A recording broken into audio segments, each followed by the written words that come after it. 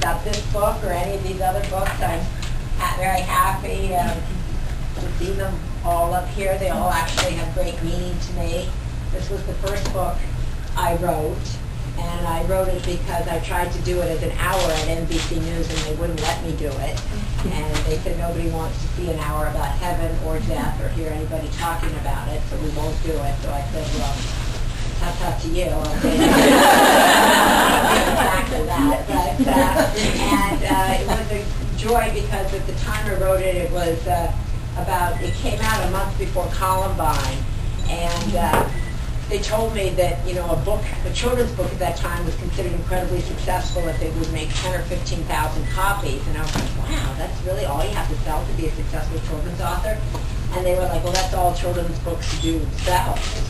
So this book has sold well over 1 million copies and just kind of keeps on selling. And I think, maybe 2 days go by when someone doesn't come up to me and talk to me about the profound impact it had in their life when their mother, maybe our age, died, or a grandparent died, or they gave it to somebody who had a sudden death in their family, and what an incredible experience. And when I went to cover Columbine, after this book came out, I saw it at all the spots where the kids were killed, and I'm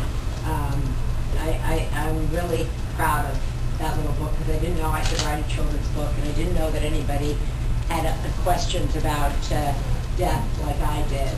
And so I love that it's kind of done in an uplifting way. And because it was successful, I got to write these other 2 books, which are also about issues that are dear to me, which one is Alzheimer's. My dad has Alzheimer's, so I wanted to write this book for myself, and really because there was no book out explaining Alzheimer's to children like me, and then my children. And now I'm producing a big 4-hour special for HBO that comes out next spring. I'll come back. We'll have Alzheimer's, and so anybody that's dealt with that in their family knows it can be quite challenging. And then I wrote this book because my mother had made it her life's mission to try to change the way people with intellectual disabilities are treated. And I grew up with people in my home, a camp in my house for kids with intellectual disabilities, and working with my mother in her quest to make Special Olympics the largest sports organization in the world for people with intellectual disabilities.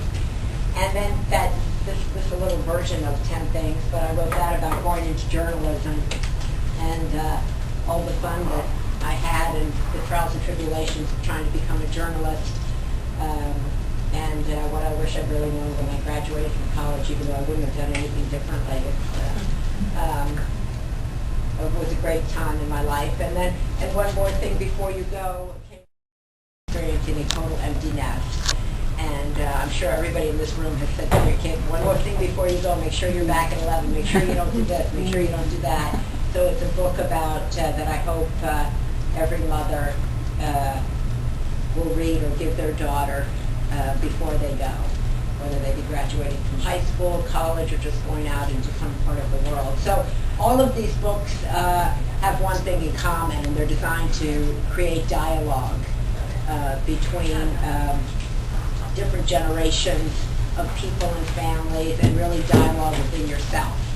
As I said, these were started to have dialogue between parents and kids and in families. And this was, a dialogue about what happens to you out in the real world. And this was a dialogue from mothers to daughters, and this is really a dialogue to have deep within your own heart and your own soul with your own voice and yourself, because if you read all of this, you'll be tired of talking to other people.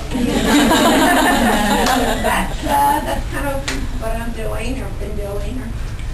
And I'm happy to take any questions.